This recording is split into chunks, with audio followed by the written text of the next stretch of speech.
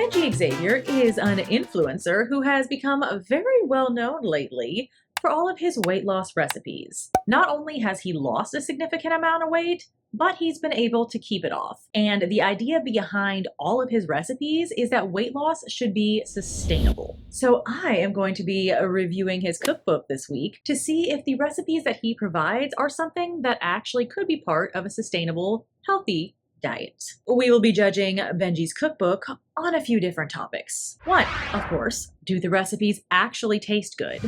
2, are they reasonably easy to make so that I can continue to do them on a daily basis without being overwhelmed? And 3, are they actually as calorie friendly as he claims? I'm actually pretty excited because I discovered Benji's Instagram back when that craze over the chicken Caesar salad pizza was going on, where they would put the chicken into the crust. I actually loved his version of the recipe, so I've been dying to try more of his ever since. So when it came out in December, I pre-ordered it, and as you can see, I have it all bookmarked for what we're gonna try. This week, I will be trying some breakfast options, some lunch options, dinner, and of course, dessert, because it should be in moderation, but you can still find some healthy options. But before I try the recipes, I'm going to do something that I've never actually done with the cookbook, reading the intro.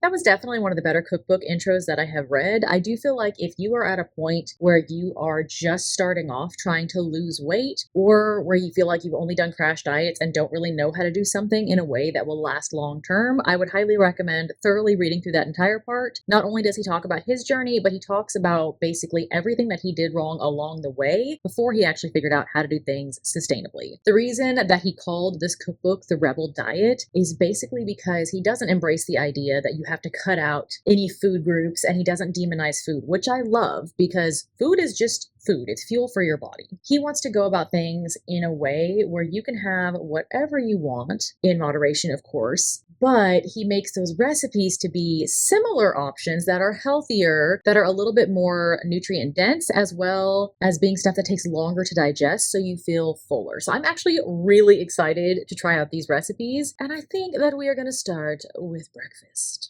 For breakfast, I decided to make 2 of Benji's recipes. I made the red velvet oatmeal pancakes and the clear face card green juice. I was actually really excited about the green juice because it meant I got to use a little bit of my aloe vera plant to make aloe vera juice, as it was one of the ingredients.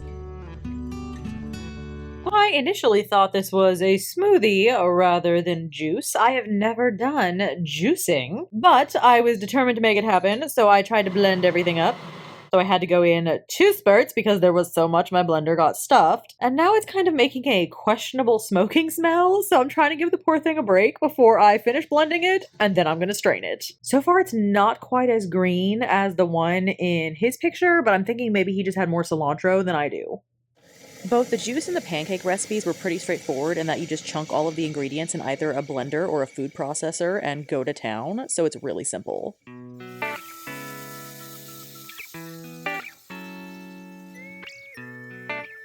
I'm thinking I didn't add enough food coloring because that pancake is just brown. But that's okay, because food coloring is not a necessity. Okay, I'm low-key afraid to flip this. Please don't get stuck and be awful.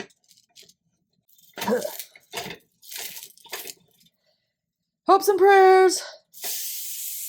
Doggone it, it's a little burnt. Freaking stainless steel pots. If y'all have any suggestions for how to not burn the crap out of things when you're cooking with stainless steel, please let a girl know because it's driving me crazy!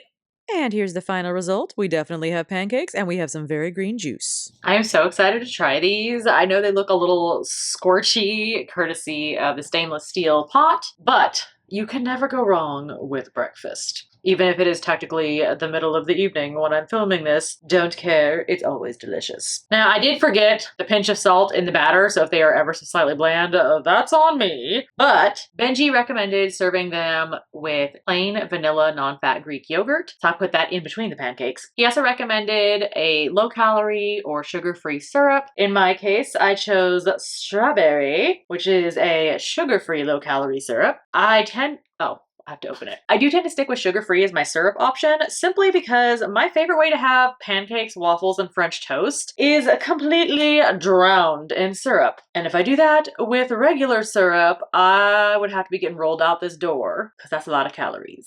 Aha! Syrup time. Not gonna lie, this strawberry syrup on a pink plate looks a little bit like cough syrup, so that's not really appetizing, but hopefully it tastes good. Not entirely sure I cooked those all the way. I think they're okay.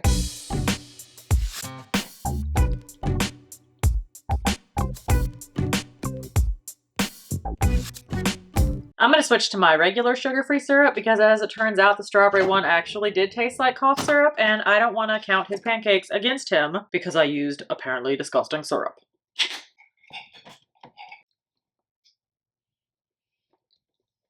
Okay, that is much better. We're also gonna try this juice I made. I am genuinely surprised that for as much work as it takes to prep it in terms of like cutting up the fruit and blending for like an hour because my blender was struggling, it's not as much juice as I thought it'd be for the amount I put in the blender. Hopefully it tastes fantastic. What is that? I don't think I strained that enough. Those of y'all who juice, does the juicer come with like a really epic strainer? Should I put this through cheesecloth? I don't know. That is not bad, it's just weird. If you have ever had the Gatorade flavor, I think it's like lemon lime pepino, it's pretty much spot on for this because this has lime juice and cucumber. I just have a little bit too much debris in there. It does not work for breakfast for me, but I feel like if I had that paired with some sort of taco-y meal, it would taste pretty freaking bomb. So not for breakfast, but as regular juice, not too shabby. Plus, if you really like Gatorade, but you want to find something that's a little bit healthier, I think this is actually a great alternative. There's nothing wrong with the pancakes at all, aside from me forgetting the salt. It's pretty much just like any other pancake out there in terms of the healthier recipes. It's good, definitely sustainable, but not necessarily magic. I'd probably give this a 7 out of 10, chef. Someone was detected at your front door. Thank you, Alexa. I think I'll give this a 7 out of 10 Chef Kitties and a 9 out of 10 Chef Kitties for this guy right here. Either way, I'm really glad that I get to try something new. Reviewing this cookbook is actually helping me a lot right now, both physically and mentally.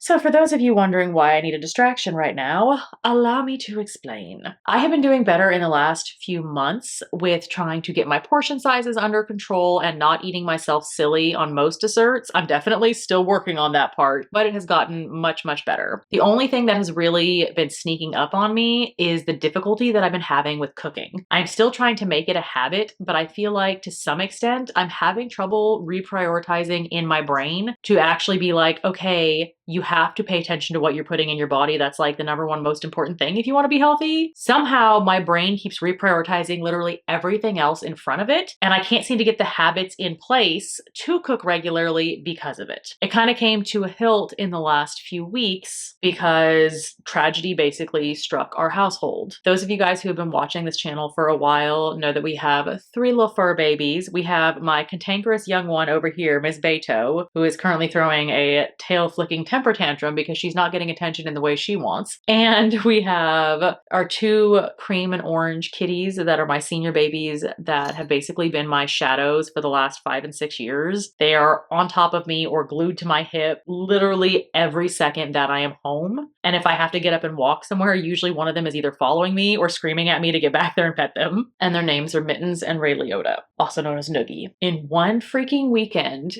we lost not one, but 2 of them. We lost Ray Liotta on a Saturday morning, and we lost Mittens Sunday evening before we had even had time to process the fact that Ray Liotta was gone. And like, these are my fur children. I am not okay. Not okay at all. I feel like I'm going in a roller coaster of the stages of grief. Like, I'm mad, I'm sad, I'm trying to eat my emotions. I'm pretending that everything's okay while distracting myself with 900,000 different things. And all through this, Beto is also struggling, so we're trying to give her some extra attention. But I know, you're so sassy, but I'm trying to get my crap together. And I think that one of the best ways to do that, you need your head petted. I think one of the best ways to do that, instead of trying to eat out every 5 minutes because I'm like just emotionally jacked and trying to find something to make me feel better. Benji came out with this cookbook at the end of December, and I literally had it pre-ordered for months because I was like, okay, this guy has lost the weight. He did it in a sustainable way because he literally kept it off. What better time than to review this cookbook the second it comes out? So instead it's 2 months later, but we're finally reviewing it because your girl's in dire need of real food. I'm so sick of eating out, and I know that filling my body with garbage isn't going to make me feel any better. It's not going to bring my little fur babies back. I miss my little shadows terribly. Also, thank you to those of you guys who left supportive comments on that YouTube post. I sincerely appreciate it. But we are going to focus on trying to get healthy food in our bodies bit by bit. And hopefully finding a way to still be happy even though a very large chunk of my heart is missing at this given moment. The first lunch recipe that I made from the Rebel Diet Cookbook was a warm broccoli crunch salad. For this salad, you are supposed to roast carrots, onion, and broccoli. When I do roasting, I only do a sprayer of olive oil just so I don't go wild with too many calories. But I laid them out on the sheet, gave them an extra spritz just so they could get decently roasted, and then gave them a little bit of seasoning and put them in the oven. I baked it for about 15 minutes at 400 degrees and then added in all of the leafy things as well as my sunflower seeds and a raw can of chickpeas, which sounded strange to me, but I decided to roll with it. I also made a pit stop to give Beto some attention while I was waiting for the veggies to roast. One of the things that I like about Benji's cookbook is that it's designed in a way to where while one element of your meal is cooking, you can tackle a different element, like for example, making the sauce that goes with the warm broccoli crunch salad while all of the veggies were roasting, so that by the time I was done putting the sauce together, and of course giving Beto kisses, we then were able to just throw everything in a bowl together and mix it all up.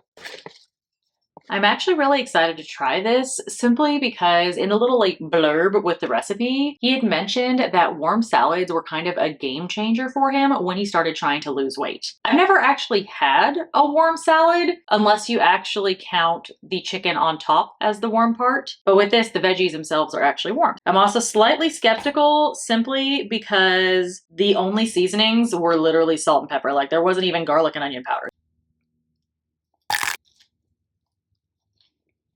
This just in, chewing anything leafy takes 900 years. Holy crap.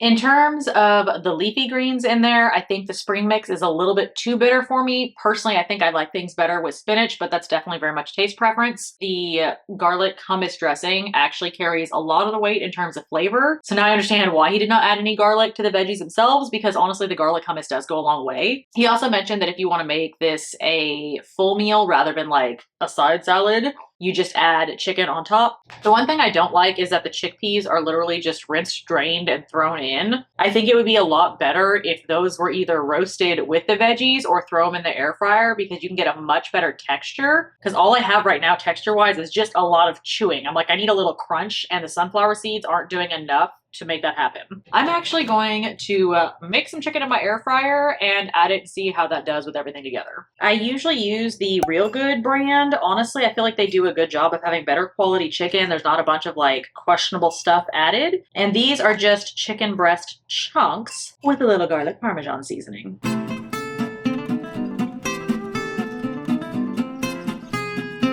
In terms of health, I would say this recipe is fantastic. There's a lot of different veggie options in here. There's also a really good amount of protein, even if you don't add in the chicken. I think it's just the flavor is where it's lacking. Just wanted to hop in here and say that if you give it a day for all the flavors to meld together, and then when you warm the warm parts back up, include the chickpeas with that, it absolutely gets bumped up to a solid 7 out of 10, and I would definitely have this again. Just needed a little tweaking. I am home from work. Excuse the cat butt. Apparently she wants her rear end scratched. I got a call last night saying that the vet's office had gotten back the ashes for Mittens and Ray Liotta. It was too late last night for me to be able to pick them up, but I was like, okay, I can pick them up after work. But frankly, I'm so sad about the idea that it's their ashes and not them that I'm bringing home. I've been struggling to even get over there, so I'm gonna go with Javi when he gets home from work. Beto wants attention. She is also feeling struggling. And just because I feel like I need the support of Javi being there, honestly, because otherwise I'm going to walk into the office and just start bawling immediately, and I've been doing enough of that lately. But I miss my babies, and I want to bring them home, even if it's not the way I thought I'd be bringing them home. At least they will get to be back here with us. But while I'm waiting for Javi to get off of work, I am going to try another recipe because I definitely need to get some fuel in my body and not just like depression eat my way into a sugar coma. Grief freaking sucks. Let's see if we can get dinner made. To distract myself from the grief, I chose Italian-style spaghetti squash for dinner. For this recipe, it's a little bit healthier because you roast spaghetti squash instead of making noodles.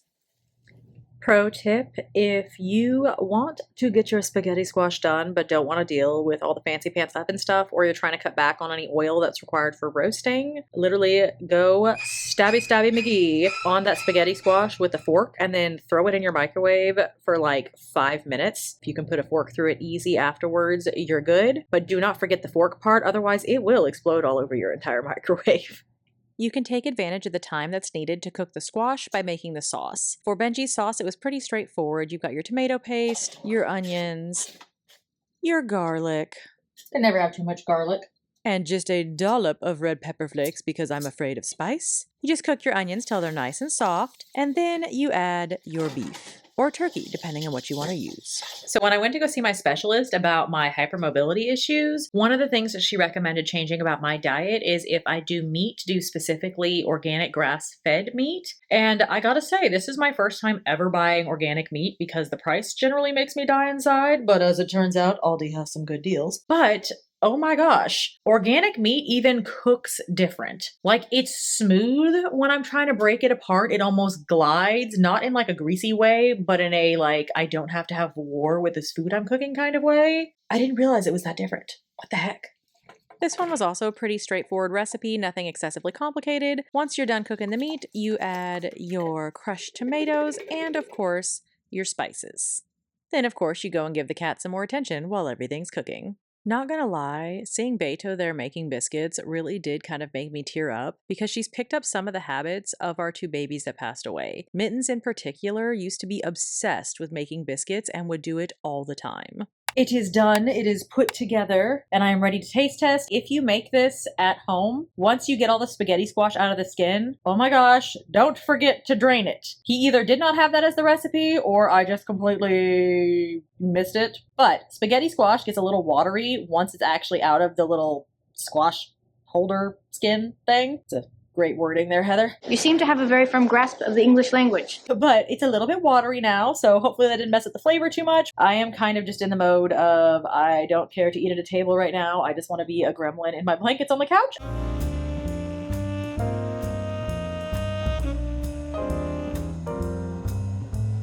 That is a good recipe. I can tell flavor-wise it's good. Admittedly, mine's watered down, but again, on me. The main thing is if you are not used to having spaghetti squash and you're expecting just straight up spaghetti, you can be like, what the heck is this? It's weird. However, I like the crunch. It's like a little crispier-ish of spaghetti squash. I would just think of it in terms of a separate dish entirely as opposed to spaghetti. And then it's actually pretty good. I'm going to say at least a 7 out of 10. And I think it's just because to get that 8, I really wanted actual pasta. But we're trying to be healthy, and this is a darn good way to get your vegetables. I am extremely happy about that. A few days later, I decided to try another lunch recipe of Benji's, and this time we went for zuppa toscana.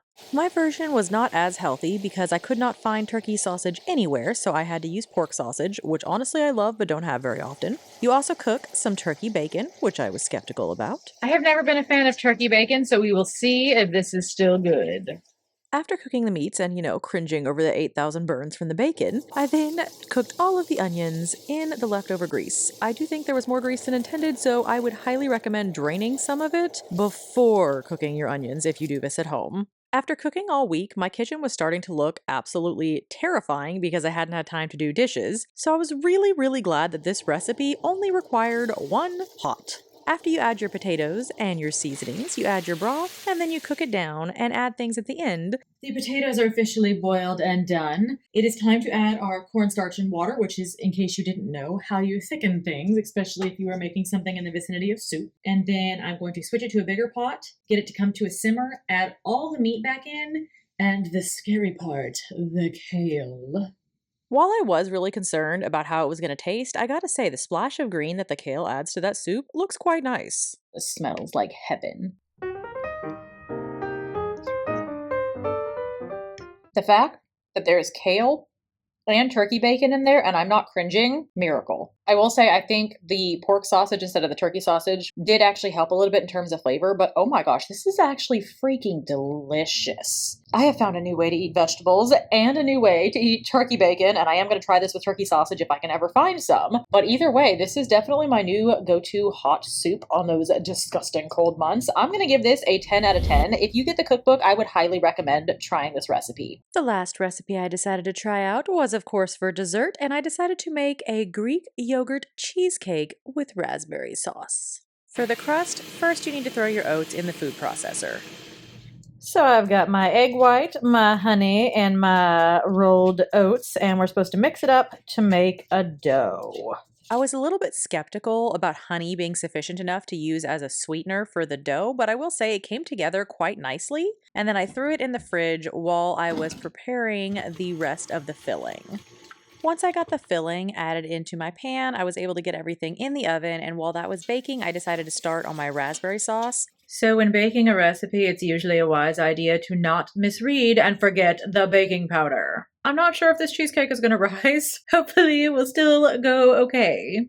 So it pulled away from the edges, which is good. Now we just gotta add our raspberry sauce. Ignore those really ancient potatoes. We're not going to talk about those. I strained the sauce last night, so it looks pretty decent. And we're just going to do a little drizzle. I don't think I thickened the sauce quite enough, but it will taste like raspberry, and that is the main point. I've been dying to try this thing since last night because I was craving something sweet, but it had to chill in the fridge for at least 6 hours, so it is the next day after work, so let's see.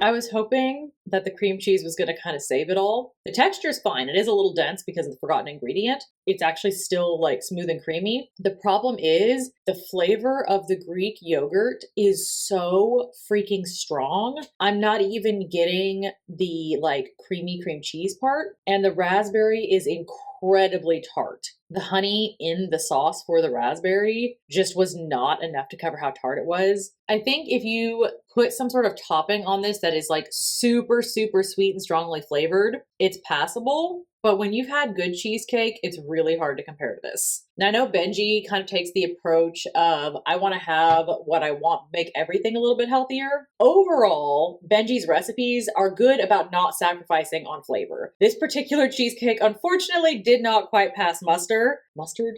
I think it's muster. I don't use that expression ever. It's not up to snuff. So, sorry Benji, this one is, I'm gonna say a 2 out of 10, and it's only because for some reason I keep wanting to go back for another bite, in spite of feeling like I am eating a Greek yogurt cake. So y'all do with that what you will.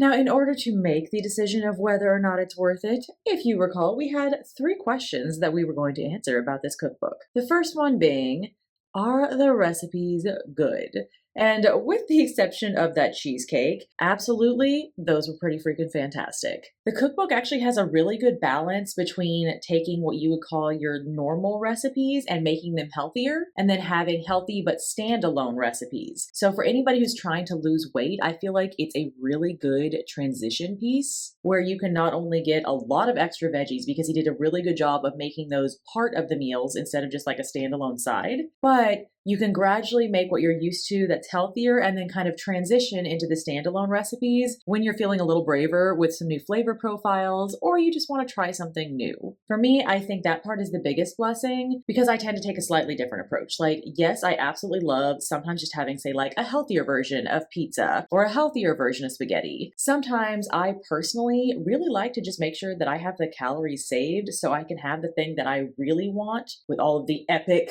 stuff added that is not as good for you, like for example Cheesecake Factory cheesecake. Me personally, that's my cup of tea, but I like that this book gives you so many options to where you can make it work with whatever your mindset is, rather than just kind of pigeonholing into one territory or to like demonize certain foods. He's very much in everything in moderation and gives you lots of options for it. There are 100 recipes in the book. He also has made some gorgeous photos, and I am very visual, so if I need to try something new and my brain knows it's healthy, it's harder for me to want to try it unless I can see a picture of it and be like, oh, that does look like it would taste good. So that did not disappoint.